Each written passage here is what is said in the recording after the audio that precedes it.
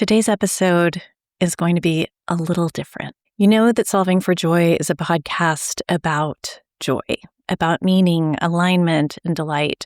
And even though we've said it many times over many episodes, grief is not distinct from joy. And it happens that a week ago today, my mom graduated from this plane. She left her body with peace and ease early last Monday morning. And as divine timing would have it, I am sitting down today with someone who has spent the last 10 years helping individuals and families navigate death and meaningful goodbyes. We're going to talk about the relationships between grief and joy, ritual, storytelling, self-expression, and what it means to be held through loss. And maybe what a willingness to look at death can teach us about how we want to be alive.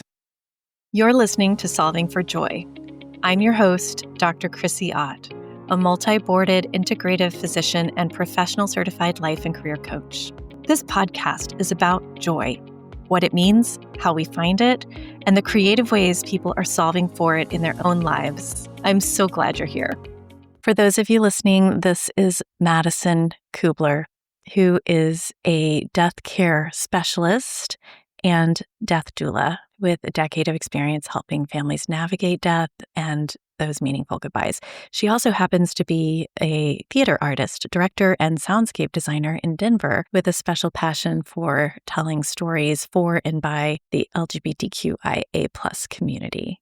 And she recently won a Colorado Henry Award for Excellence in Theater, which is absolutely awesome. Madison, we don't know each other well, but I'm going to let our audience in on the fact that we met as I was doing death care planning for my mom about 4 months ago. And I had no idea that we would be sitting down for this conversation at this time. Welcome to the podcast, and thanks for being willing to come have a conversation with me here. Thank you so much for having me, Chrissie. I really appreciate it. It was a pleasure to get to meet you. And yeah, timing is everything, isn't it? Yeah, it really is. I shared with you in the pre-record time, I'm always so nosy and curious when people have a surprising job title, which is maybe not surprising to many, but I find working in death sometimes still to surprise me. So how does a Madison, who, by the way, shares a name with Elizabeth Kubler-Ross, any relation? Not that I know of. Okay. That would be very ironic. That would be wild. And by the way, so what are the threads that landed you here? It's so interesting. It depends on the day. You know, when somebody asks me this question, my answer varies a little bit. Okay, great. What is it today? Today, I actually went to college for theater. That's why I have a passion for theater. I graduated here in Denver from a 4-year program, and I thought I was going to probably continue pursuing theater in school. And it took me a little while to get through school, and during that time I was working in Denver, and I just got to a place where I love theater. It's a very hard world to break into, and I got to a place of finding myself needing what we would call kind of the essentials in life, insurance, a steady paycheck, things that, always kind of dissuade us from pursuing sometimes our passions. But it opened up a very interesting opportunity because when I was 9 years old, my father died very unexpectedly. He was only 30.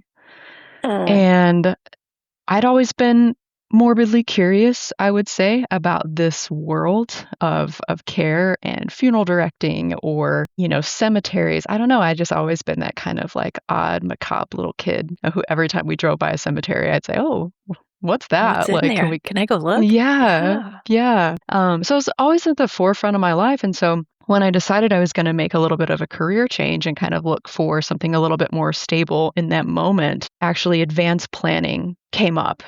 Pre-planning is kind of what we called it at the time. We were advisors. And so I found this company that's local to Denver that's been in the area for a long time and started working for them and just really fell in love with it. I think my story resonated with a lot of people because I talked to a lot of people who were in their, 70s, 80s, and they didn't want to talk about it.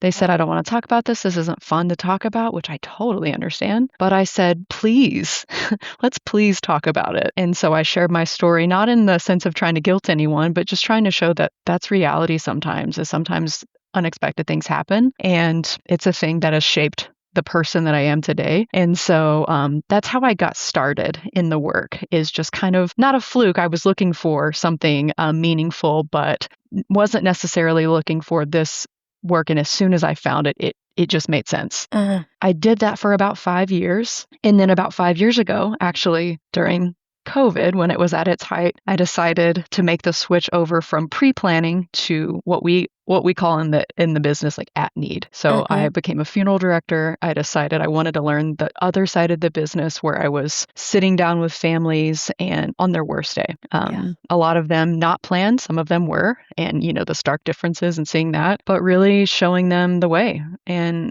hopefully providing like a little bit of peace and comfort in that moment. My passion was taking that burden off as much as I could. Anything I could do to make it a little bit simpler on that day, which I know nobody wanted to see me or talk to me or be in that building. If I could bring just a little bit of peace, that I knew I did my job. So that was a little roundabout way of saying how I got here. Oh, thank you for sharing that. I hear that doing this work is meaningful to you and it's aligned. And I hear a heart of service. Like, I want to be of service to these painful situations, in part because it's like reaching out to help my family when I was younger. That's exactly right. You can't distance yourself that much from the situations ever when you've been through it and when your family's been through it. And so I always have that lens of, this could be my family. I want to treat them like they are, or treat them like, I am in their shoes, and what would be the most helpful in that moment.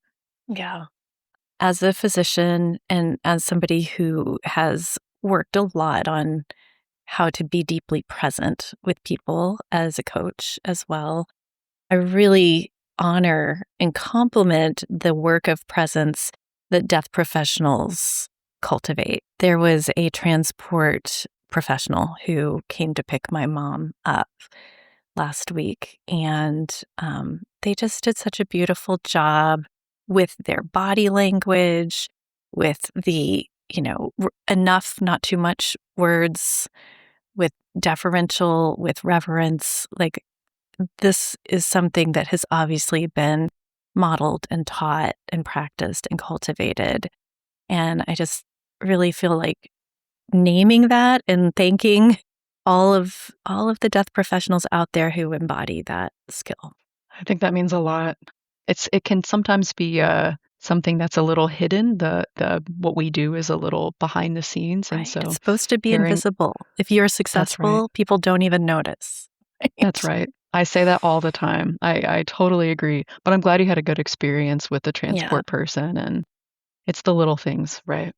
I mean, I do have a knack for noticing, and I don't even know the company they were with, but I feel like reaching out to just give some kudos because they did such a great job. They were warning about, we have to use some plastic for hygiene. It will make a crinkling sound. Like, they were preparing every single step. It was so thoughtful. Well, and I think people who go into this work, that to me, that's trauma-informed care. Yes. It's leading with trauma-informed care. This is what you're going to see. This is what you're going to hear. Right. Oh, it's so important. And it's something that a lot of people don't get when they are pushed into that world, because we're often pushed. We don't want to be there, right? We're often pushed into it because of something that's happened, a loss. And so having somebody who takes the care to say, this is what you might see. This is what you might smell. This is what you might hear. Gosh, I think the preparedness is so important. Yeah. And then consent. There's options like, you're welcome to help. You're welcome to be in the room. You're welcome to not be in the room. All of the things. One of the fun parts about having your own podcast is you get to talk about whatever the hell you want to. And I have a desire to share some of this stuff about my mom's death in this platform. So some of it's going to be for people who knew and loved my mom, and she will have a celebration of life at some point talking about that. That's not what this is. But it was such a good death that I feel it's almost a responsibility on my heart to share some of the components that created a good death for her, that it might help Please. others. So my mom was 94 when she died, and she had been leaving us in increments for several years, both physical and mental. The chart says Alzheimer's, but probably accurate is vascular dementia and really like post-anesthesia brain trauma to an elderly person that had multiple back-to-back anesthesia events. Part of our story is that 7 years ago, we were rescued in a flood in Texas from my mom's front door in a inflatable police boat, ferried to the middle of the road where we loaded into a pontoon boat. Were boated through the neighborhood to the back of an army truck and then taken to a Red Cross evacuation station. And 6 days later, my mom moved in with me in Oregon for good. So I was able to provide care for her these last 7 years because of a natural disaster. And, you know, there's so much more to that story. It's definitely not the point, but it was such an elegant solution to an elderly parent who probably didn't need to be in their home anymore. Elegant, not easy. And she had a fall, you know, within that first year or so, which resulted in an amputation and then being bedbound, and had all of these incredible difficulties, which, because my mom's character was so optimistic and sort of indomitable, she took most of these things better than the average human probably could. So sometime in late 2021 late 2020 is when she first moved into a residential care home. And so we were receiving really excellent care in this particular care home. And she was completely dependent for all of her ADLs, but had no pain, did not experience her life as suffering. She experienced all of this as peaceful. And while she didn't have a lot of words, very often she could answer reliably yes or no questions and said thank you and I love you and hi, and was just content. So even though this care was intense and costly, it felt so good to see this person aging until she was done, you know, like she wasn't ready to go. And like the people that you mentioned earlier, she was not wanting to talk about it, even when she could talk about it. I would try to open up conversations. You know, I have some advanced training in palliative care, and I support, you know, medically complex kids, especially around end of life and decisions. So it's not foreign to me to have those conversations. And I would try to introduce the topic, and she would just be like, no, I'm pretty much just focused on living. I'm like, okay, I hear you. I will follow your lead. This is your journey. I think that's one of the things, is just knowing that I let her lead and that I advocated strongly when system factors were a bit apathetic about responding to her needs because she was quite elderly and fragile. I'd be like, well, she does still actually need the Lasix. Let's find the dose that works, you know? Right. And that's not easy. Was she always such a uplift, like positive person, like positive presence, even when she was younger? Yes, and. We all have that, right? Absolutely. She was Pollyanna. She would have she was a social worker by trade. So she would extend herself to her clients in ways that probably would not be recommended if you were writing a manual of boundaries for social workers. Yes. So she loved people deeply, and she would give a lot. And if something felt unjust to her, she was quite a character and would be very spicy. Good for her. Very spicy also. But one of my friends offered me this poem by Hayden Carruth that George Saunders quoted at a graduation some years ago. And the gist of the poem is that as you age, you know, if things are going well, you're basically becoming love. And one line in the poem is, I'm almost completely love now. And I feel like my mom used all of this time to just keep coming closer to being completely love. Wow, that's amazing. What a legacy, right? Totally. I will also share that I had the opportunity to do a sacred medicine ritual the week before her death. Okay. And I did work in that space of telling my mom that any residual karmic obligation was completely released. Obligations are over. And if it is okay, if you want to go, it is okay to go. You don't have to stay for me. Right. And I feel/know that the work in that space also had something to do with her timing, that it took her a few days after that. And she was like, okay, I feel complete now. Yeah. Yeah. I think that's so interesting. We talk to a lot of people who work in hospice and palliative care just in the work that I do. And the amount of, it's interesting, like the amount of sometimes, I don't know if control is the right word, but the amount of autonomy that people sometimes have in those last moments or last weeks or last months is amazing. And maybe they don't seem coherent, or maybe they don't seem like they are, that might not be as communicative or something like that because it's towards the end, but it's still happening for them. And I'm sure hearing those words or sensing those words to her was so peaceful and so inviting, in a way of letting go. In a way of letting go and noticing that there's more grace than actual grief, and there's more sacred than sad here. And how lucky to have a parent this long. That's and right. to live so well, and to think, yeah, death is not always tragedy. That's right. That's right. I think we forget that. It's easy to forget that. And our examples that we're given are not always positives. And yeah, I that's a really unique way of putting it. But I wish more people knew that you could have good deaths, because I think fear drives a lot of behavior around the subject matter. Oh my gosh, yes. And the sweet, intentioned folks who, make understandable assumptions about a bereaved person's experience of death. That's so interesting. I'm not experiencing this as pain. I mean, there is sorrow, but it feels really holy. Of course. It feels like, yes, there will be cries.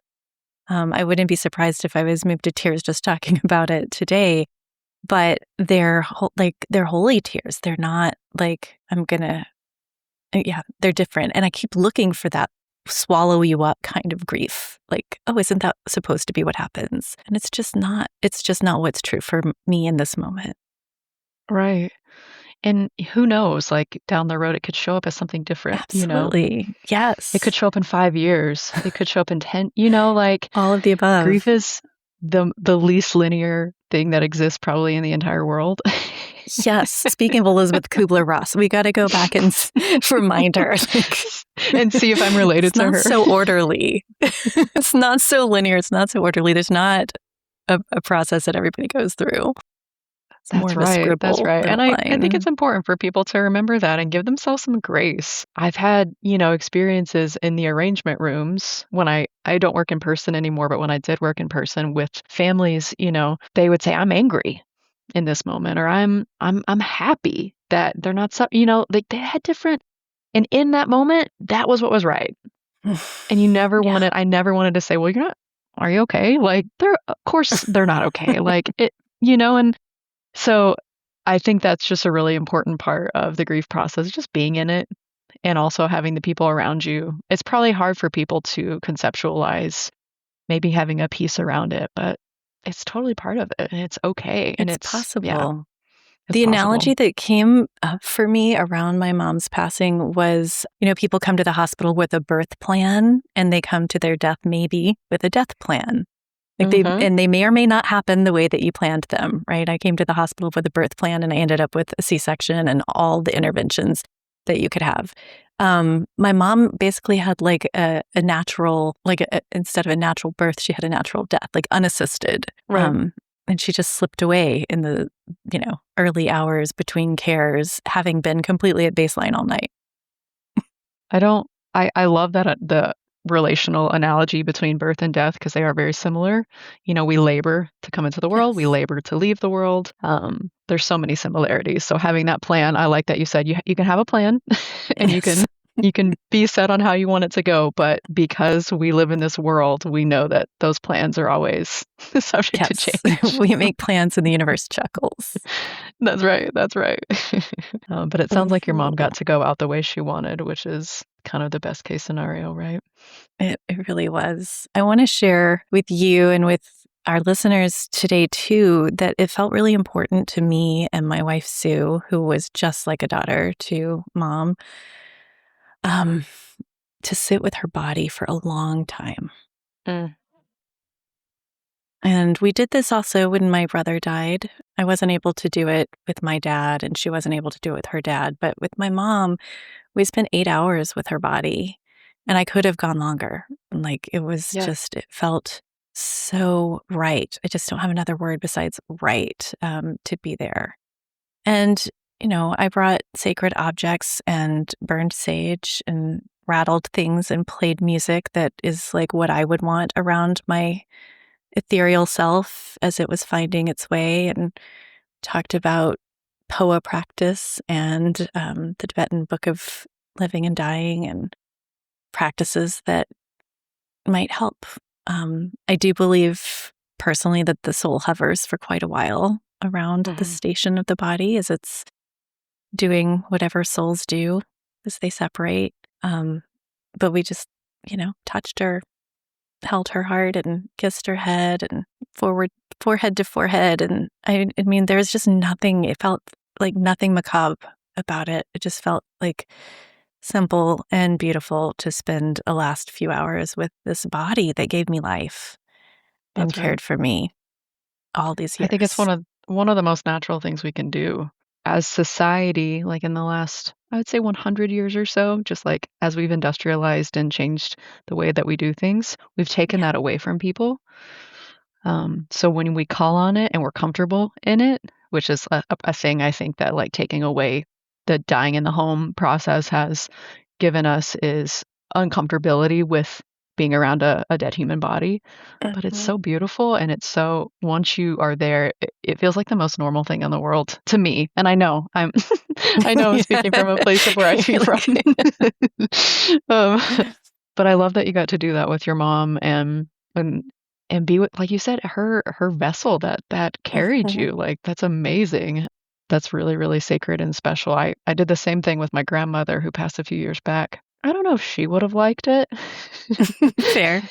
She was pretty traditional, and I'm from the South originally, and so my Southern family was all there, and I'm sure they thought I was pretty woo, but I came in after she passed. I wasn't there. I was there the whole time, and then the moment she passed, I wasn't. I Yeah. went home to like take a nap or a Such shower, a common story, right? Yep. It's the And when story.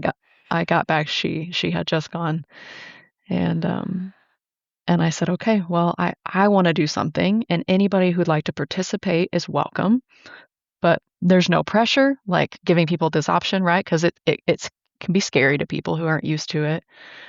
And I think my entire family, like there were probably 20 of us in her hospital hospice room, and we got washcloths and we got hot water and essential oils. And I told them, I was like, this, I mean, this goes back to ancient texts, the Bible, ancient texts in Judaism. Like we took care of our loved ones Mhm. and we're not washing them because they're not clean. We're washing them because we love them and Yeah. like it's sacred.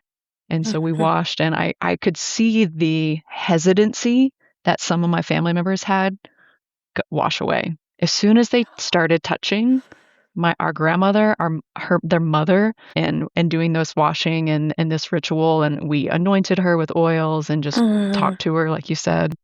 It was so cool to see the layer shed off of people, Mm. to see that it's not a scary thing. It's the most normal thing. And we smelled up the whole hospital with the essential oils. Just they could smell it Oh, all down the room. We used so much. frankincense and myrrh. That's right. That's right. But yeah, that what a sacred time. Like you'll never get that time back, but you'll never forget it. And what it means and to carry that is so special. I'm It's so glad so you had that special. opportunity with your mom. I am too. And talk about divine timing. If it had happened just like 2 days later or 2 days before, somebody would have been out of town. In this case, Right. our daughter was actually away at camp. So my wife and I were able to be fully present without caretaking a 12-year-old whose heart would have Right. been broken. And, we wouldn't have been able to hold that space in the same way. So thank you, Mom, again, for being so considerate and so thoughtful. All the things. When we were leaving with her body, taking her out to the vehicle, I looked on the digital wall clock and it was 4:44.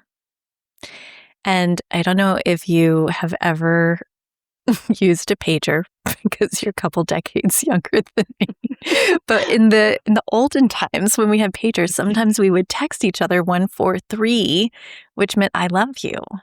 Oh. And 444 then would be love, love, love. And I was just like, this Oh, is just a little signature. This is a sign off from my mom saying love, love, love. So now I will think about her every time it's 4:44 and I catch it on the that's clock. amazing. And I offer that to anybody who just needs that for their heart right now. That's right. So one of the things that prompted us to schedule this chat, I think, Madison, was also that what we did in our pre-planning with Mom is relatively novel. It's increasingly something that people are aware of, but not everybody has an option for. And it's composting one's human remains, whether self or loved one. That's And I right. don't think we need to get like way deep into the weeds about it, but I just so appreciate the guidance and the path to have pre-planned that and to not be making decisions in the moment of her passing about where would she go and what she would do. Highlights our greenhouse gases are massively reduced compared to cremation and other chemical pollutants from in-ground burial That's right. and just like becoming something that continues to nourish this world feels like such a blessing. So I'll just ask you to share from your experience with that process. What's it like? What do you think people like to know about it? Yeah, I'm really glad you brought that up because, like you said, it is a newer form of, giving our bodies back to the earth in a more holistic, organic way, in my opinion. And I think for most people, it really comes down to whether it's you, the person that's planning for a loved one, or it's the person planning. I talk to people all the time who are planning for themselves. They have a diagnosis, or they're just planning for the future, and just having control over, over what we're going to make those decisions about. And composting is such a cool option because there are multiple things that have, negative impact about traditional burials. We're talking about harmful embalming or cremation. For a long time, those were only two options. And so if that's what people Yeah. were making those And no decisions in judgment to cremation. self or other who have engaged in all Absolutely of those not. things. That's No. just what we know. And No that's right how or I wrong started here. my career. Yeah, I started my career offering those services and they can be so meaningful as well. If Mhm. you think about kind of the environmental impact, that's really where to me composting, things like that green burial come into play. Just being a little bit more careful because we will eventually run out of space. We will eventually run out of resources. Takes a lot of resources for the kind of more traditional options. And so I like that this is less so about the scarcity mentality. It's about abundance to me. It's about Mhm. we're creating abundance. We're creating through like composting, we create all this extra soil that can go back to the earth, which we desperately need, especially in places like California, where I live in Colorado. We need healthy soil. That is kind of the bedrock of everything for how we sustain life on the planet. And so finding an option like that I know I'm a nerd and I can talk about it all day long, but it's so Love cool. it. It's so cool that we're finding these other alternatives. And now that we know, we can have more options. Because for some people, I had a friend tell me not too long ago. She said, "Well, I like the thought of being buried because I want to be like the ancient Egyptians and have somebody dig me up and know what society was like." I was like, "That's cool. I like that." It's That my we all own have our time capsule. that's right. We all have our own like internal importance meter of and comfort around the subject matter. And I truly believe that people should do what makes them feel comfortable and what makes their soul and their mind, gives them peace. But it's just cool to have extra options now. It is. It is. Yeah. I am planning, we'll see if, my plans come to fruition, but my hope is to actually drive up to the Auburn, Washington facility with the truck and bring back all the soil that my mom Sure. creates and have a dedicated butterfly garden. Oh, Like, this I is love where my that. mom rests and, can talk to her and share that soil with other loved ones and see her continuing to be a blessing in the world. That's right. I love that so much. Yeah, I hope, if you feel comfortable documenting or taking photos, of that process, it'll be really special. I like that idea. Yeah. I like the possibilities it opens up for people of things to do and ways to memorialize. It's a lot of people don't go to cemeteries anymore. I think cemeteries are the coolest. Old cemeteries. If I'm in a foreign country, I'm finding the old cemetery. Like Oh, that's like my really? favorite thing to do. Oh yeah, It yeah, yeah. doesn't occur Love to it. me. Do you go do etchings and stuff? Do you like that? Or is it just I being just there? love going to be there. Mm-hmm. I love reading the dates. I love reading the names. I love taking Mm-hmm. photos. There's something about, I'm a big history nerd and I just love soaking up kind of that very peaceful, calm energy. But just as a society, like we're transient, we're spread out. It's harder to make that happen. My father's buried Mm-hmm. in Arkansas. I don't live in Arkansas anymore. Mm-hmm. Think about like how often that is somebody's circumstance. And so to have something like this where you can have a place, maybe it's at a family home or maybe it's in a potted plant that Yeah. take with you wherever you go. There's a Yeah. lot more possibility. My dad's buried in Mississippi, so we got that in common. Yeah. I do visit, but I can't say that it's the most fun visit that I have during the year. Yes. That's right. Yeah. What is something that you have found surprising or that people find surprising about entering this work? Oh, that's such a good question. I wouldn't say people find it surprising that it's very difficult, but I think people don't always understand the impact that it can have. You were Mhm. talking about your mom being a social worker, and it's very easy to give your whole heart to these families and not have anything left when you get home.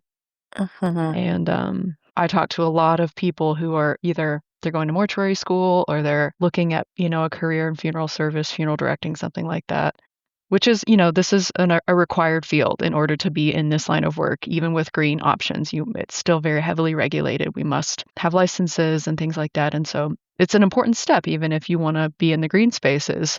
And they'll call me and and come to me and say, what is it like? And I probably am not the best person to talk to because I'll say it's really hard. It's really freaking hard. And if you Mhm. can think of if you have other aspirations, Check those think out really too. hard about it. Yeah. And I know, I don't know if that makes me a bad, representative, but I just want to be honest with people. It's a challenge. It's one of the most challenging things I've ever done, and it's also very rewarding. And like you said, I believe I was put on this earth to serve people in some capacity, and right now it's this way. Yeah. Um, and it's hard. So And it's that's hard. These not are all it's true at not the same surprising, time. but it surprises people, Mhm. if that makes sense. Yeah. It's surprising how impactful it is. Thanks for that perspective. My brain goes to thinking that might limit the time one is willing or able to spend in a career like this. So I wonder if that occurs to you sometimes. I think that's true. I think especially people facing roles like I used to be in consistently, Yeah. family facing in person, the type of work I do now that I'm able to do with, being home, I find it as a huge privilege getting to talk to people and still be of service to people from home. Yeah. Being in it and experiencing not only the trauma that the family is experiencing, but also working with the loved ones and taking on some of their pain. It's hard. It's Yeah. hard Thank work. And you. so Thank I you think for some doing it. people And are, may you have good yeah, energetic hygiene so yes, that you separate that connection from what you need left over for yourself and your loved ones. that's right. Yeah.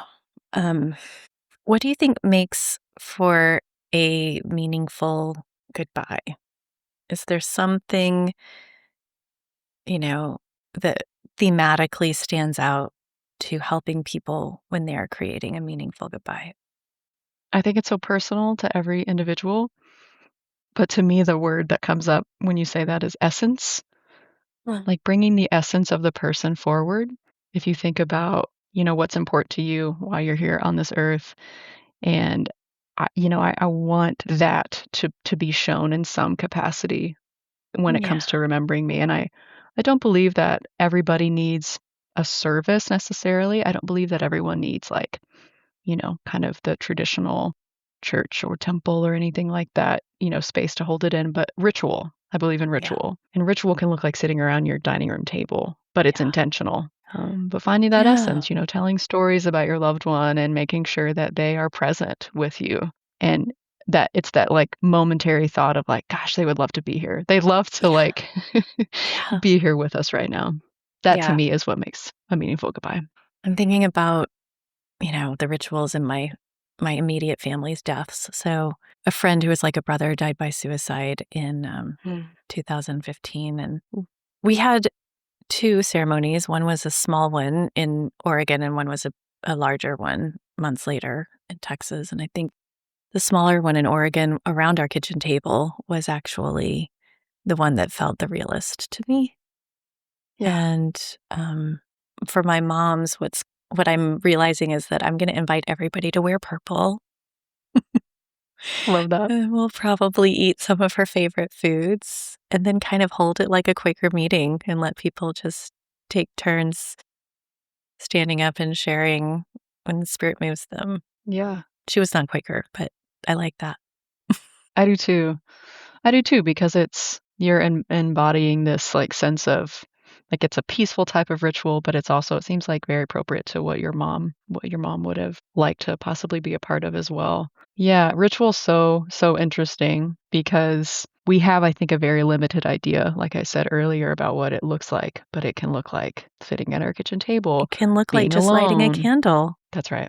That's right. So, Mhm. yeah, thanks for sharing that. I think that's really, really beautiful. What else must be said about joy and grief and the business around death? Gosh, joy is everywhere in the business of death. I know that that might sound like an oxymoron, but it's so true because you do have these moments where you're like, gosh, I can't wait to get home and kiss my partner. Yeah. I can't wait to get home and put my face in my dog's face and go outside and walk in the 100-degree heat. I'm so grateful to still be in my body and have these experiences of being a living That's being. right. Uh, That's right. It makes the little things just so sweet. But you have to, like you were talking about, like you have to practice that good hygiene because it's easy to get out of that rhythm. But once you're in that rhythm of gratitude and also just presence of thinking, man, this life can be tough, but this is pretty great too. Yeah, It is. and I want to speak really quick to all of the people that I've worked with in the past, at my current place at the funeral homes in person that I've worked with, and these people, they pour their hearts out, and also like we know how to laugh and be goofy. Like it's so important. I think this is a thing in healthcare. I think this is probably a thing, for people who Mhm. have tough jobs. Is you Yeah. gotta have fun. You gotta be able to joke around, and we are pros at that also, Oh, just being the silliest people. I love that there is silliness. I had a little flashback to Gross Anatomy Lab, where there are heavily embalmed bodies being dissected, which is a really important part of a Of clinician's course. training. But for most of those, young adults, I almost said children, like they're babies, right? And most of them have not spent time around a body, much less open it up to see how things work. And it's really different than being with a loved one who has passed. But it is such a jolt also to be like thrust into the face of mortality in those moments. And people do deflect and use humor, and sometimes more or less appropriately, with varying degrees of appropriate respect in my judgment. Yeah.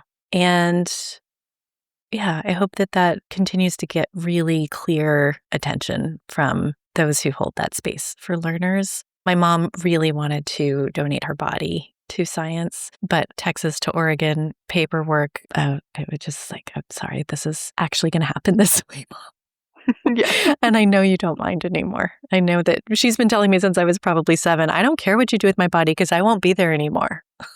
Oh, yeah. That's right. I hear it every day, multiple times a day. Yes, I bet. It's almost a punchline.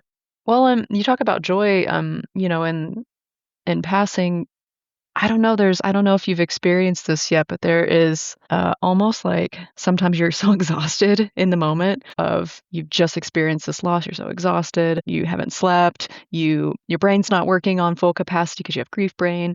And every once in a while, things like seem like funny or silly, that absurd, like that absurdity kind of slips in, the giggles and everything like that. So I find that to be an interesting part of grief that I find really fascinating, because our human brains can only take so much, and we get to a point where we're like slap happy and like, what are we doing anymore? Yes, we have to break the taboo glass. That's right. Like, that's right. This is absurd.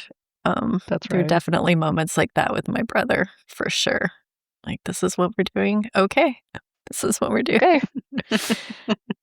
I'm so grateful to have had this conversation with you. Thank you for being here. Thanks for being a skillful conversation partner as I got to tell some of the story about my mom's passing. I really appreciate that, Madison.